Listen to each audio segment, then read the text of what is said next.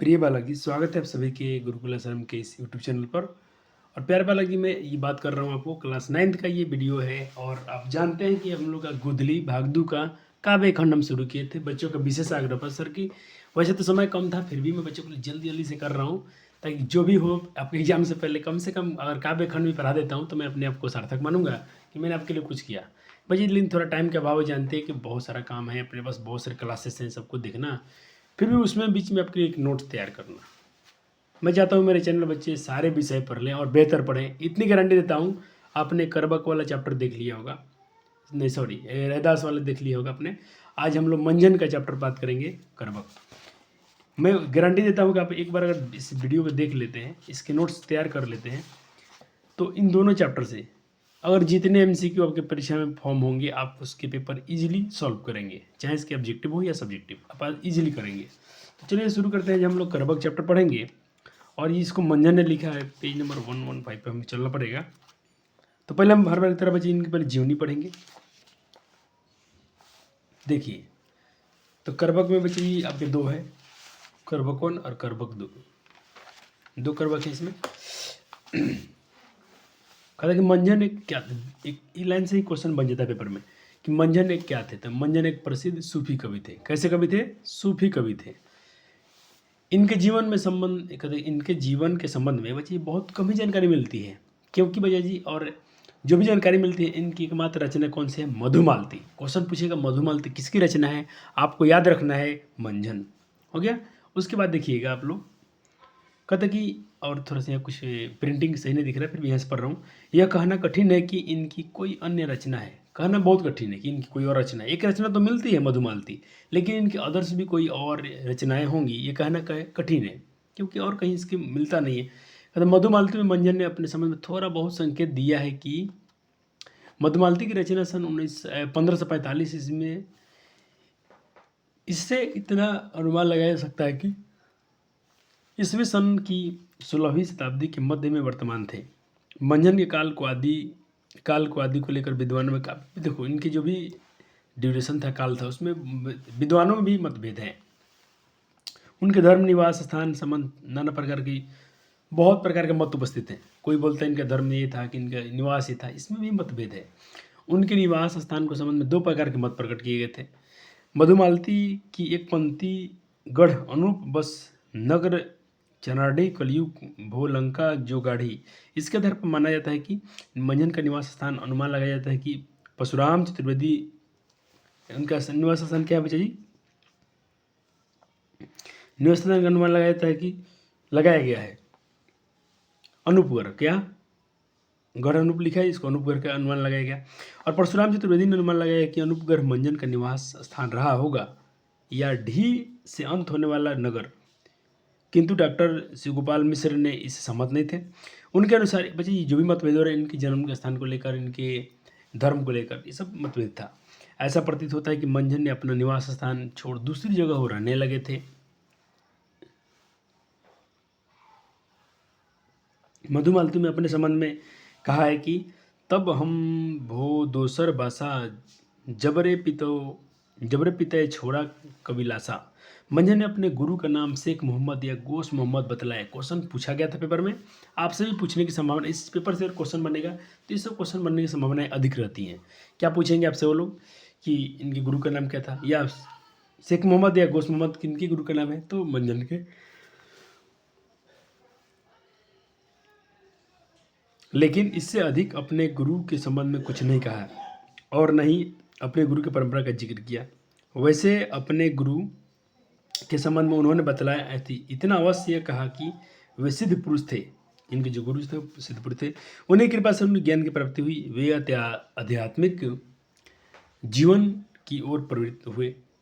अब क्वेश्चन थोड़ा सा यहाँ से ही बन जाते हैं। मंजन सूफी कवि थे, ये क्वेश्चन बहुत बार पूछा जाता है। अतः उन्होंने सूफियों की प्रेम पद्धति को ही अपनाया। सूफियों का विश्वास है कि प्रेम द्वारा ही परमात्मा को पाया सकता है। प्रस्तुत दो करबक है इसमें। एक क्वेश्चन और पूछा गया था कि करबक क्या है? तो करबक क्या है? याद रखिए, करबक एक छंद है। क्या है? एक छंद है जो दोहा और चरपाई से मिलकर बनता है। प्रेम के महत्व को ही उद्घाटित करते हैं। कवि के अनुसार प्रेम रूपी ज्योति से ही संसार क्या है, प्रकाशमान है। ये भी क्वेश्चन पूछा गया है कि प्रेम रूपी ज्योति से क्या प्रकाशमान है, तो संसार प्रकाशमान है, संसार क्या है, उज्ज्वलित है। तो ये भी जीवनी पढ़ाने में इनकी जीवनी से जो भी अच्छी पॉइंट्स है इसको अपने नोट्स में आपको ऐड करना होगा। तो मैं थोड़ा आपको दिखा दूँ। बस ये ज़्यादा इसमें उनकी जीवनी से मैं कुछ नहीं लिखा हूँ, लेकिन जो भी महत्वपूर्ण पॉइंट थे इसको ऐड किया गया है। मंजन क्या है, कर्बक है, और जो भी इनके रचना है, इनका डेट ऑफ बर्थ से कुछ मिला नहीं है। चलिए दोनों कर्बक को पढ़ लेते हैं अब जल्दी से।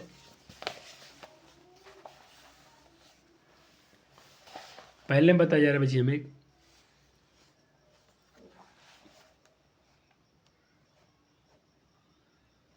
देखो इसके पहले कर्बक वन के मतलब भावार्थ पढ़ेंगे। लिखा गया है इसमें, कह रहे हैं मंजन जी, इसमें कवि मंजन द्वारा बोला गया था, इसमें उन्होंने कहा है, क्या लिखा है, और ये क्या है बच्चे जी, एक छंद है। इस छंद में क्या है, चरपाई और दोहा से मिलकर बना है। इसमें चरपाई, छंद और दोहा में उन्होंने क्या बोला है, प्रेम, प्रेम नहीं, प्रेम, प्रेम का अर्थ होता है प्रेम। प्रेम अमौलिक नग संस्यारा, जेहि जियम प्रेम सो धनी अवतारा। प्रेम धनी लगी संसारु पावा, प्रेम गहा विधि प्रगटावा। प्रेम जेति सम सृष्टि अंजोरा, दोसर न पाओ प्रेम कर जोरा। बिरुला कोई जाके सिर भागु, सो पावे यह प्रेम सुहागु। सहद उच्च चरहु जगु जगु बजा, प्रेम पंथ सिर देई सो राजा। जी यहाँ प्रेम की बहुत बड़ी महिमा बताई गई है। उन्होंने बोला है कि इस संसार में प्रेम अमूल्य अंगूठी के समान है। किसके है, अमूल्य तो है, नग, नग मतलब नगीना, नग लगता है ना अंगूठी में नग, उसके समान है। जेही कहते, जेही जिया प्रेम सो संधारा, मतलब जिसने प्रेम रूप में जिया, जिसने प्रेम को जी लिया, धन्य अवतारा, वो क्या धन्य है। प्रेम लगी संसार उपावा, प्रेम से ही पूरे संसार का अवतरण हुआ है। अगर संसार का जन्म है तो प्रेम के ही द्वारा हुआ है।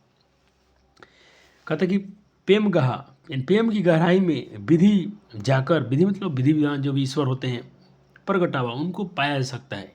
प्रेम की गहराई में जाकर ही ईश्वर को प्राप्त किया जा सकता है, उन्हें पाया जा सकता है। अगला पॉइंट है इसमें, बिरुला कोई जाके सिर भागु। कहता कि प्रेम, देखो इसमें बताया जा रहा है कि सॉरी ये लाइन था, प्रेम ज्योति सम सृष्टि उजियारा। प्रेम की ज्योति से संसार क्या है बच्चे, उजियारा है, प्रकाशित है। दो सर न पाओ प्रेम, कहते दो सर, और प्रेम जैसा कोई दूसरा जोरा कोई है ही नहीं है, कोई जोरा नहीं है प्रेम के अलावा दूसरा। फिर इसमें बताया जा रहा है कि बिरुला कोई जाके सिर भांगू, मतलब बिरुला मतलब बिरल, कहते वे लोग बिरल हो जाते हैं जो सिर मतलब जिनसे प्रेम, जिनके मस्तिष्क में प्रेम आ जाता है, जिनके दिमाग में प्रेम आता है, वो बिरल हो जाते हैं। सौ पावे या प्रेम सुहागा, और विरल हो जाते हैं। और इस प्रेम को पाना भाई बहुत सौभाग्य की बात। सौभाग्य मतलब, सौभाग्य मतलब सौभाग्य। इस प्रेम को जो पाते हैं वो सौभाग्य होते हैं। सहद, शबद, शबद ऊंची, यह शब्द जो है प्रेम शब्द है, बहुत ऊंचा चरहु, चरहु जग में, चारों दिशा में ये बजता है, सुनाई देता है। प्रेम पंथ पर, प्रेम के रास्ते पर एक बार जो अपना सिर दे देता है वह राजा हो जाता है। क्या होता है, राजा के समान होता है। अगला जो डार्क बोर्ड में लिखा गया है, डार्क बोर्ड अक्षर में लिखा है, इसको हम पढ़ते हैं। प्रेम हाट चहु दिसी है, पसरी गए बनिजे जे लोई, जे लोई लहा औ फल ग्राहक जानी डहकाव कोई। यहाँ पर बताया जा रहा है कि प्रेम का जो वजह, प्रेम जो है सभी दिशाओं में, चारों दिशाओं में क्या है, फैला हुआ है। और यहाँ पर बनिजे मतलब बनिया से ना, बनिया व्यापारी को बोलते हैं। और जो भी लोग व्यापारी हैं प्रेम के, और इसका जो फल प्राप्त करना चाहते हैं, ऐसे ग्राहक जन डहकावे कोई, उनको कोई दूसरे को इनको बहकाना नहीं चाहिए, उससे कोई दूसरे को इनको भ्रमित नहीं करना चाहिए। प्रेम का बाजार चारों दिशाओं में फैला है, ठीक है, यही इसकी भावार्थ है। तो आप क्या कीजिएगा, यहाँ से लेकर यहाँ तक सारे पंक्ति लिखेंगे, छोटा सा 4-6-7 लाइन की पंक्ति है, पूरा इसको नोट कीजिएगा। इसके भावार्थ में सिर्फ आपको लिखवा देता हूँ। आपने इसको नोट कर लिया यहाँ से यहाँ तक, बिल्कुल नोट करना है प्यारे बालक जी। चलो नोट कर लिया, तो अब इसका अर्थ लिख लीजिए। मैं सिर्फ आपको अर्थ लिखवाने वाला हूँ, आपने उसको जरूर नोट किया होगा, नोट करना ही पड़ेगा बच्चे आपको, क्योंकि बहुत छोटी सी कविताएं हैं ये सब।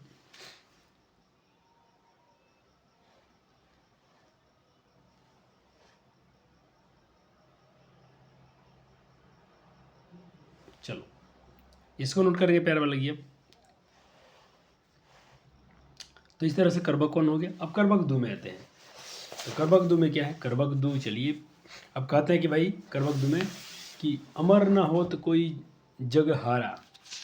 देखो यहाँ पर उन्होंने बताया है कि भाई कि इस संसार में कोई अमर नहीं है, मरी जो मरे तेहु भीचू न मारा, और मारने से भी उसकी मृत्यु भी, और मतलब मारने से उसे मृत्यु भी मार नहीं पाती है। किसको, जो अमर हो जाते, जो प्रेम कर लेते एक बार, प्रेम की आग जो मतलब प्रेम के आग में जो तपे हैं, जो उसमें प्रेम के आँच में जो तप गए हैं, सो जग जनामी कल सेव बाचा, वो सारी कालों से बच जाते हैं। वो सभी, उनको कोई काल कुछ नहीं कर पाते जो प्रेम में अमर हो जाते हैं। प्रेम शरण ही, जो प्रेम के शरण में चलते हैं उनका उबारा होता है। सो न मरे, वो कभी मरते नहीं हैं, वो अमर हो जाते हैं। एक बार मरी जो जीव पावे, कहता कि इसमें यहाँ पर उन्होंने बताया है एक बार जो जीव मतलब इस प्रेम को पा लेता है, उसके मृत्यु नज़दीक, मरी जीव काल बहुरु तेहु नियर ना आवे, उसके मतलब काल जो है, मृत्यु जो उसके नियर नहीं आती, उसके नज़दीक तक नहीं आ पाती है। फिर यहाँ पर कहते हैं मंजन जी कि मरी तू का फल अमृत होई गया निश्चय अमरता ही कह काया। वो बताते हैं कि जो प्रेम कर लिए, जो प्रेम को पा गए, उनकी मृत्यु तो नज़दीक आती ही नहीं है, और प्रेम के कारण ही मृत्यु उसके लिए क्या है बच्चा जी। अब देखो जिसने प्रेम कर लिया, जिसके मन में प्रेम आ गया, जिसके मस्तिष्क में प्रेम आ गया, उसके लिए मरण और जीना दोनों, मृत्यु और जीवन दोनों क्या होता है, फल के समान होता है, उसको कोई हिचक नहीं होता इसमें। और फिर यहाँ पर कहते हैं अंतिम पंक्तियों में, जो जीव जन ही काल भव प्रेम शरण करीने, जो जीव इस काल में, जो संसार में जो भी प्राणी है, जो काल इस संसार में जानता है, सो नियम से प्रेम के शरण में जाता है। परिदु दुहि जग काल भव शरण काल, और प्रेम के शरण में जाकर फिर से बच्चे कहते दोनों संसार बोले तो संसार और काल से प्रेम हो जाता है उसको, काल से नहीं, मृत्यु से और संसार से, दोनों से प्रेम हो जाता है। तो कर्बक दू का ये भावार्थ है। आप इसको फिर से यहाँ नोट करेंगे एक बार, 6-7 लाइन की जो पंक्तियाँ हैं। अब इसका मैं आपको ये दिखाता हूँ, पहले कोई पंक्ति नोट करनी है कर्बक दू वाले का, अब इसका अर्थ मैं आपको लिखवा देता हूँ। चलिए नोट कर लिया आपने? हाँ सर बिल्कुल, यहाँ तक है। अब कुछ अभ्यास के प्रश्न थे आपके बुक वाले, इसको कर लीजिए, 1 नंबर का आंसर हो जाएगा यहाँ पर।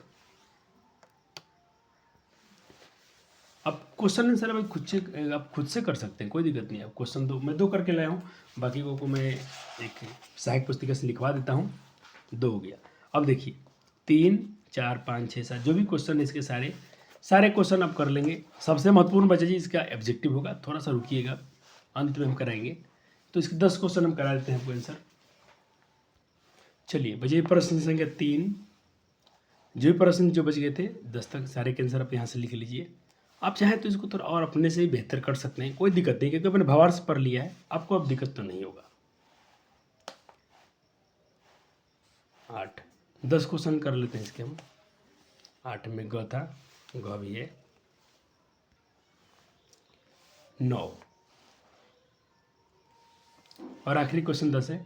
चलो 10 क्वेश्चन कर लिए आपने। अब देखिए इसके व्याकरण खंड बहुत इंपॉर्टेंट है, ये तो आपको करना ही पड़ेगा। जैसे ये क्वेश्चन था ना बच्चे व्याकरण में कि विपरीतार्थक सब लिखिए, ऊंच का विपरीतार्थक क्या होता है, अमृत का पर्याय विपरीतार्थक क्या होता है, प्रकट का, ये सब का जो भी है शब्द नहीं तो अपने बुक में है, लेकिन ये दोनों क्वेश्चन जो एग्जाम व्याकरण से इसको करना बहुत जरूरी है।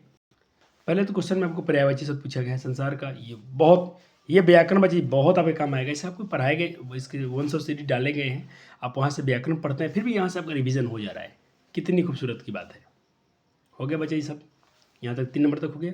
अब बच्चा जी सबसे इंपॉर्टेंट चैप्टर का हिस्सा जिसको हम बोलते हैं MCQ। यहाँ बच्चे रोते हैं तो नहीं रोना है बच्चा जी, सर आपके लिए लाए हैं बेहतरीन सवाल। चलिए टॉप 10 जो भी सवाल इसके पूछे गए थे अब तक बोर्ड में, आपके फाइनल एग्जाम में क्लास 9th के, मैं सारे क्वेश्चन को इंक्लूड किया हूँ इसमें। आपके लिए बहुत परिश्रम की गई है इस चैप्टर को लेकर। ये क्वेश्चन थोड़ा एरर हो गया था, तो क्वेश्चन ये रहा एक, क्वेश्चन 2 यहाँ है, क्वेश्चन 3 यहाँ है, उसको काट दिया गया था, मतलब ऑप्शन गलत हमसे लिखा गया था, तो फिर मैंने उसको दोबारा नीचे लिखा था। देखा? अब बताइए कौन सा क्वेश्चन आपको टफ लग रहा है। यही तो पेपर में पूछा गया सवाल है कि आपका PYQ आपको टफ लगते हैं? नहीं सर, बहुत ईजिली हो जाते हैं भैया जी। 8 हो गया। एक 2 क्वेश्चन और होगा, 2 क्वेश्चन और है।